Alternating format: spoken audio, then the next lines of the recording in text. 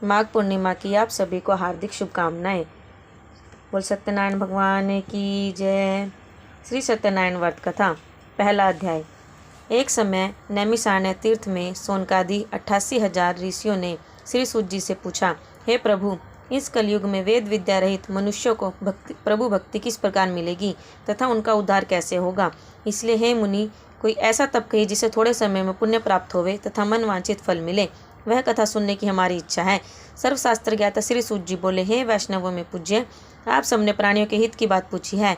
अब मैं उस श्रेष्ठ व्रत को आप लोगों से कहूँगा जिस व्रत को नारद जी ने लक्ष्मी नारायण से पूछा था और लक्ष्मीपति ने मुनि श्रेष्ठ नारद से कहा था, सो ध्यान से सुनो।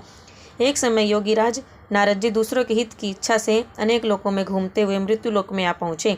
यहाँ अनेक योनियों में जन्मे हुए प्राय सभी मनुष्यों को अपने कर्मों द्वारा अनेकों दुखों से पीड़ित देखकर सोचा, किस यत्न के करने से निश्चय ही प्राणियों के दुखों का नाश हो सकेगा। ऐसा मन में सोचकर विष्णु लोक को गए।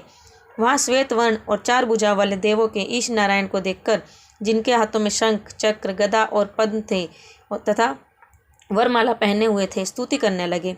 हे भगवान, आप अत्यंत शक्ति से संपन्न हैं। मन तथा वाणी भी आपको नहीं पा सकती। आपका आदि मध्यांत नहीं है। निर्गुण स्वरूप सृष्टि के आदिभूत व भक्तों के दुखों का नष्ट करने वाले हो, आपको नमस्कार है। नारद जी से इस प्रकार की स्तुति सुनकर विष्णु भगवान बोले, हे मुनि श्रेष्ठ, आपके मन में क्या है? आपका किस काम के लिए आगमन हुआ है? निसंकोच कहो। तब नारद मुनि बोले, मृत्यु लोक में सब मनुष्य जो अनेक योनियों में पैदा हुए हैं, अपने अपने कर्मों के द्वारा अनेक प्रकार के दुखों से दुखी हो रहे हैं। हे नाथ, मुझ पर दया रखते हो तो बतलाइए कि उन मनुष्य के सब दुख थोड़े से ही प्रयत्न से कैसे दूर हो सकते हैं। श्री भगवान जी बोले, हे नारद, मनुष्यों की भलाई के लिए तुमने बहुत अच्छी बात पूछी है। जिस काम के करने से मनुष्य मोह से छूट जाता है वह मैं कहता हूँ, सुनो। बहुत पुण्य देने वाला स्वर्ग तथा मृत्यु लोक दोनों में दुर्लभ एक उत्तम व्रत है। आज मैं प्रेमवश होकर तुमसे कहता हूँ, सत्यनारायण का यह व्रत अच्छी तरह विधि पूर्वक करके मनुष्य आयु पर्यंत यहाँ सुख भोग कर मरने पर मोक्ष को प्राप्त होता है। श्री भगवान के वचन सुनकर नारद मुनि बोले कि उस व्रत का फल क्या है, क्या विधान है और किसने यह व्रत किया है और किस दिन यह व्रत करना चाहिए, विस्तार से कहिए। भगवान बोले, दुख शोक आदि को दूर करने वाला, धन धान्य को बढ़ाने वाला, सौभाग्य तथा संतान को देने वाला, यह व्रत सब स्थानों पर विजय करने वाला है। भक्ति संतान को देने वाला यह व्रत सब स्थानों पर विजय करने वाला है। भक्ति और श्रद्धा के साथ किसी भी दिन मनुष्य श्री सत्यनारायण की प्रातःकाल के समय ब्राह्मणों बंधुओं के साथ धर्मपरायण होकर पूजा करें। भक्ति भाव से नैवेद्य, केले का फल, घी, दूध और गेहूं का चूर्ण सवाया लेवे। गेहूं के अभाव में साठी का चूर्ण, शक्कर तथा गुड़ ले और सब भक्षण योग्य पदार्थ जमा करा के भगवान को अर्पण कर देवें तथा बंधुओं सहित ब्राह्मणों को भोजन करावें। पश्चात स्वयं भोजन करें। नृत्य गीत आदि का आचरण कर सत्यनारायण भगवान का स्मरण करते हुए समय व्यतीत करें। इस तरह व्रत करने पर मनुष्य की इच्छा निश्चय पूरी होती है। विशेषकर कली काल में भूमि पर यही मोक्ष का सरल उपाय है। बोल सत्यनारायण भगवान की जय। दूसरा अध्याय। सूत जी बोले, हे ऋषियों, जिसने पहले समय में इस व्रत को किया है उसका इतिहास कहता हूँ, ध्यान से सुनो। सुंदर काशीपुरी नगरी में एक अत्यंत निर्धन ब्राह्मण रहता था। वह भूख और प्यास से बेचैन हुआ नित्य पृथ्वी पर घूमता था। ब्राह्मणों से प्रेम करने वाले भगवान ने ब्राह्मण को दुखी देखकर बूढ़े ब्राह्मण का रूप धर उसके पास जा आदर के साथ पूछा, हे विप्र, नित्य दुखी हुआ पृथ्वी पर क्यों घूमता है? हे श्रेष्ठ ब्राह्मण, यह सब मुझसे कहो, मैं सुनना चाहता हूँ।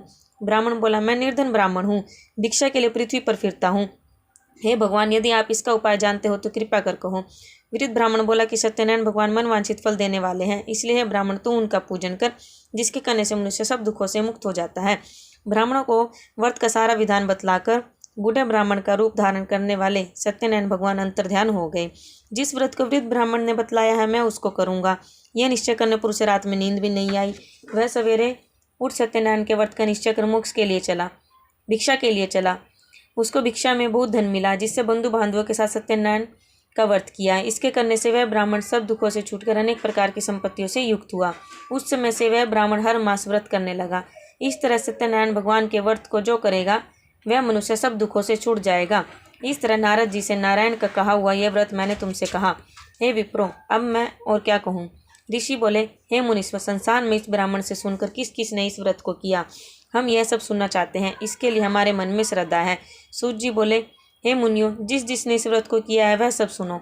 एक समय एक ब्राह्मण धन और ऐश्वर्य के अनुसार बंधु बांधवों के साथ व्रत करने को तैयार हुआ। उसी समय एक लकड़ी बेचने वाला बूढ़ा आदमी आया और बाहर लकड़ियों को रखकर ब्राह्मण के मकान में गया। प्यास से दुखी लकड़हारा उनको व्रत करते देखकर ब्राह्मण को नमस्कार कर कहने लगा कि आप यह क्या कर रहे हैं और इसके करने से क्या फल मिलता है, कृपा करके मुझसे कहो। ब्राह्मण ने कहा, सब मनोकामनाओं को पूरा करने वाला यह सत्यनारायण भगवान का व्रत है। इसकी ही कृपा से मेरे यहाँ धन धान्य आदि की वृद्धि हुई है। ब्राह्मण से इस व्रत के बारे में जानकर लकड़हारा बहुत प्रसन्न हुआ। चरणामृत ले और प्रसाद खाने के बाद अपने घर को गया।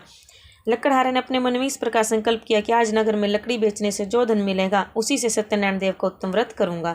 यह मन में विचार कर वह बूढ़ा आदमी लकड़ी अपने सिर पर रखकर जिस नगर में धनवान लोग रहते थे वह ऐसे सुंदर नगर में गया।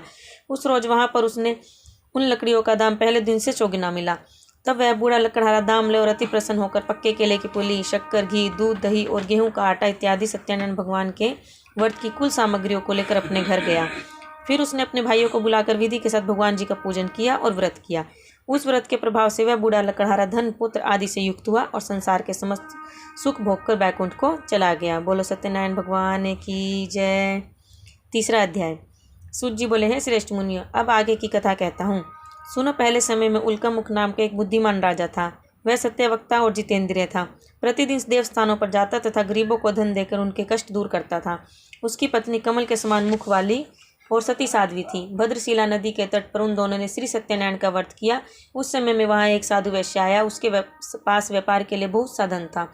वह नाव को किनारे पर ठहरा कर राजा के पास आ गया और राजा को व्रत करते हुए देखकर विनय के साथ पूछने लगा, हे राजन, भक्तियुक्त चित्त से यह आप क्या कर रहे हैं? मेरी सुनने की इच्छा है, सो आप यह मुझे बताइए। राजा बोला, हे साधु, अपने बांधुओं के साथ पुत्रादि की प्राप्ति के लिए महाशक्तिवान सत्यनारायण भगवान का व्रत व पूजन किया जा रहा है। राजा के वचन सुनकर साधु आदर से बोला, हे राजन, मुझसे इसका सब विधान कहो, मैं भी आपके कथानुसार इस व्रत को करूँगा। मेरे भी कोई संतान नहीं है और इससे निश्चय ही होगी। राजा से सब विधान सुन व्यापार से निवृत्त हो वह आनंद के साथ घर गया। साधु ने अपनी स्त्री से संतान देने वाले उस व्रत का समाचार सुनाया और कहा कि जब मेरे संतान होगी तब मैं इस व्रत को करूँगा। साधु ने ऐसे वचन अपनी स्त्री लीलावती से कहे। एक दिन उसकी स्त्री लीलावती पति के साथ आनंदित हो सांसारिक धर्म में प्रवृत्त होकर सत्यनारायण भगवान की कृपा से गर्भवती हो गई तथा 10वें महीने में उसके एक सुंदर कन्या का जन्म हुआ।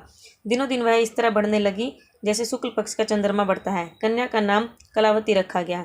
जब लीलावती ने मीठे शब्दों में अपने पति से कहा कि जो आपने संकल्प किया था कि भगवान का व्रत करूंगा, अब आप उसे करिए। साधु बोले, हे प्रिय, इसके विवाह पर करूंगा। इस प्रकार अपनी पत्नी को आश्वासन दे वह नगर को गया। कलावती पितृगृह में वृद्धि को प्राप्त हो गई। साधु ने जब नगर में सखियों के साथ अपनी पुत्री को देखा तो तुरंत दूत बुलाकर कहा कि पुत्री के वास्ते कोई योग्य वर देख कर लाओ। साधु की आज्ञा पाकर दूत कंचन नगर पहुंचा और वहां पर बड़ी खोज कर देखभाल कर लड़की के लिए योग्य वन एक पुत्र को ले आया। उस योग्य लड़के को देखकर साधु ने अपने बंधु बांधवों से प्रसन्नचित अपनी पुत्री का विवाह उसके साथ कर दिया, किंतु दुर्भाग्य से विवाह के समय भी उस व्रत को करना भूल गया।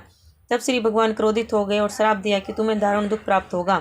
अपने कार्य में कुशल साधु बनिया जमाता सहित समुद्र के समीप स्थित रतनपुर नगर में गया और वहां दोनों ससुर जमाई चंद्रकेतु राजा के उस नगर में व्यापार करने लगे। एक रोज भगवान सत्यनारायण की माया से प्रेरित कोई चोर राजा का धन चुराकर भागा जा रहा था, किंतु राजा के दूतों को आता देखकर चोर ने घबराकर भागते हुए राजा के धन को वहीं चुपचाप रख दिया जहां वो ससुर जमाई ठहरे हुए थे। जब दूतों ने उस साधु वैश्य के पास राजा के धन को रखा देखा तो वे दोनों को बांध कर ले गए और प्रसन्नता से दौड़ते हुए राजा के समीप जाकर बोले, यह 2 चोर हम पकड़ कर लाए हैं, कृपया आज्ञा दे। तब राजा की आज्ञा से उनको कठोर कारावास में डाल दिया और उनका सब धन छीन लिया। सत्यनारायण भगवान के श्राप द्वारा उनकी पत्नी भी घर पर बहुत दुखी हुई। घर पर जो धन रखा था चोर चुरा कर ले गए। शारीरिक व मानसिक पीड़ा तथा भूख प्यास से अति दुखित हो अन्न की चिंता में कलावती एक ब्राह्मण के घर गई। वहां उसने सत्यनारायण भगवान का व्रत होते देख फिर कथा सुनी तथा प्रसाद ग्रहण कर रात को घर आई। माता ने कलावती से कहा, हे पुत्री, अब तक कहाँ रही व तेरे मन में क्या है? कलावती बोली, हे माता, एक ब्राह्मण के घर श्री सत्यनारायण भगवान का व्रत देखा है। कन्या के वचन सुनकर लीलावती भगवान के पूजन की तैयारी करने लगी। लीलावती ने परिवार और बंधुओं सहित श्री सत्यनारायण भगवान का पूजन किया और वर मांगा कि मेरे पति और दामाद शीघ्र आ जावें। साथ ही प्रार्थना की कि हम सबका अपराध क्षमा करो। सत्यनारायण भगवान इस व्रत से संतुष्ट हो गए और राजा चंद्रकेतु को स्वप्न में दर्शन देकर कहा, हे राजन, दोनों वैश्यों को प्रातः ही छोड़ दो और उनका सब धन जो तुमने ग्रहण किया है दे दो, नहीं तो मैं तेरा धन, राज्य, पुत्र आदि सब नष्ट कर दूंगा। राजा से ऐसे वचन कहकर भगवान अंतर्ध्यान हो गए। प्रातःकाल राजा चंद्रकेतु ने सभा में अपना स्वप्न सुनाया। फिर दोनों वणिक पुत्रों को कैद से मुक्त कर सभा में बुलाया। दोनों ने आते ही राजा को नमस्कार किया। राजा मीठे वचनों से बोला, हे महानुभावों, भावी बस ऐसा कठिन दुख प्राप्त हुआ है, अब तुम्हें कोई भय नहीं है। ऐसे कहकर राजा ने उनको नए नए वस्त्राभूषण पहनाए तथा उनका जितना धन लिया था उससे दुगना धन देकर आदर सहित विदा किया। दोनों वैश्य अपने घर को चल दिए। बोलो सत्यनारायण भगवान की जय। चौथा अध्याय। सूत जी बोले, वैश्य ने मंगलाचार करके यात्रा आरंभ की और अपने नगर को चला। उनके थोड़ी दूर निकलने पर दंडी वेशधारी सत्यनारायण ने पूछा, हे साधु, तेरी नाव में क्या है? अभिमानी वणिक हंसता हुआ बोला, हे दंडी, आप क्यों पूछते हो? क्या धन लेने की इच्छा है? मेरी नाव में तो बेल और पत्ते भरे हैं। वैश्य का कठोर वचन सुनकर भगवान ने कहा, तुम्हारा वचन सत्य हो। दंडी ऐसा कहकर वहां से दूर चले गए और कुछ दूर जाकर समुद्र के किनारे बैठ गए। दंडी के जाने पर वैश्य ने नित्य क्रिया करने के बाद नाव को ऊंची उठी देखकर अचंभा किया और नाव में बेल पत्ते आदि देखकर मूर्छित हो जमीन पर गिर पड़ा। फिर मूर्छा खुलने पर अत्यंत शोक प्रकट करने लगा। तब उसका दामाद बोला कि आप शोक न करें, यह दंडी का श्राप है, अतः उनकी शरण में चलना चाहिए, तभी हमारी मनोकामना पूरी होगी। दामाद के वचन सुनकर साधु वणिक दंडी के पास पहुंचा और अत्यंत भक्तिभाव से नमस्कार करके बोला, हे भगवान, आपकी माया से मोहित ब्रह्मा आदि भी आपके रूप को नहीं जानते, तब मैं अज्ञानी कैसे जान सकता हूँ? आप प्रसन्न होइए, मैं सामर्थ्य के अनुसार आपकी पूजा करूँगा। मेरी रक्षा करो, पहले के समान नौका में धन भर दो। उसके भक्तियुक्त वचन सुनकर भगवान प्रसन्न हो उसकी इच्छा अनुसार वर देकर अंतर्ध्यान हो गए। तब उन्होंने नाव पर आकर देखा कि नाव धन से परिपूर्ण है। फिर वह भगवान सत्यनारायण का पूजन कर साथियों सहित अपने नगर को चला। जब अपने नगर के निकट पहुंचा तब दूत को घर भेजा। दूत ने साधु के घर जा उसकी स्त्री को नमस्कार किया। कहा कि साधु अपने दामाद सहित इस नगर के समीप आ गए हैं। ऐसा वचन सुन साधु की स्त्री ने बड़े हर्ष के साथ सत्यदेव का पूजन कर पुत्री से कहा, मैं अपने पति के दर्शन को जाती हूँ, तू कार्य पूर्ण कर शीघ्र आना। माता के ऐसे वचन सुनकर कलावती प्रसाद छोड़कर अपने पति के पास गई। प्रसाद की अवज्ञा के कारण सत्यदेव ने रुष्ट हो उसके पति को नाव सहित पानी में डुबो दिया। कलावती अपने पति को न देखकर रोती हुई जमीन पर गिर गई। इस तरह नौका को डूबा हुआ तथा कन्या को रोता हुआ देख साधु दुखित हो बोला, हे प्रभु, मुझसे या मेरे परिवार से जो भूल हुई है उसे क्षमा करो। उसके दीन वचन सुनकर सत्यदेव प्रसन्न हो गए और आकाशवाणी हुई है, साधु, तेरी कन्या मेरे प्रसाद को छोड़कर आई है, इसलिए इसका पति अदृश्य हुआ है। यदि वह घर जाकर प्रसाद खाकर लौटे तो इसे पति अवश्य मिलेगा। ऐसी आकाशवाणी सुनकर कलावती ने घर पहुंचकर प्रसाद खाया, फिर आकर पति के दर्शन किए। तत्पश्चात साधु ने बंधु बांधवों सहित सत्यदेव का विधि पूर्वक पूजन किया। उस दिन से वह प्रत्येक पूर्णिमा को सत्यनारायण भगवान का पूजन एवं कथा करने लगा। फिर इस लोक का सुख भोगकर अंत में स्वर्ग लोक को गया। बोलो श्री सत्यनारायण भगवान की जय। 5वां अध्याय।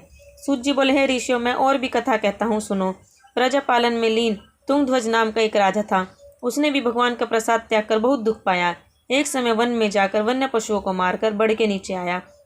वहां उसने ग्वालों को भक्ति भाव से बांधवों सहित सत्यनारायण जी का पूजन करते देखा। राजा देखकर भी अभिमानवश वहां नहीं गया और ना नमस्कार किया।